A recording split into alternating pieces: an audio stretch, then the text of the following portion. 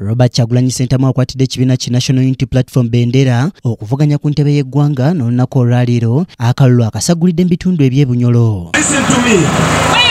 Bwe mugenda kulonda tulonda kintu kyonna kya yero. Akabonero egenda kubeera umbrella. Buli wamu muli bangi bannange muveeyo mulonde. Muveeyo mulonde. Muveeyo mulonde.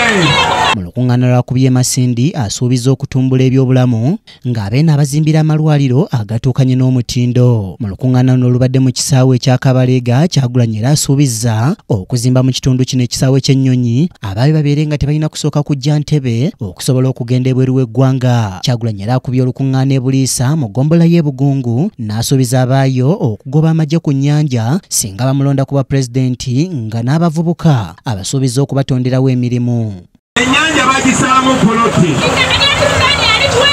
Bannange munonde bano abasajja mbagobe ku nnyanja. Munonde abasirikale mbagobe ku ttaka lyammwe. Munonde musobole okufuna mu mafuta gammwe.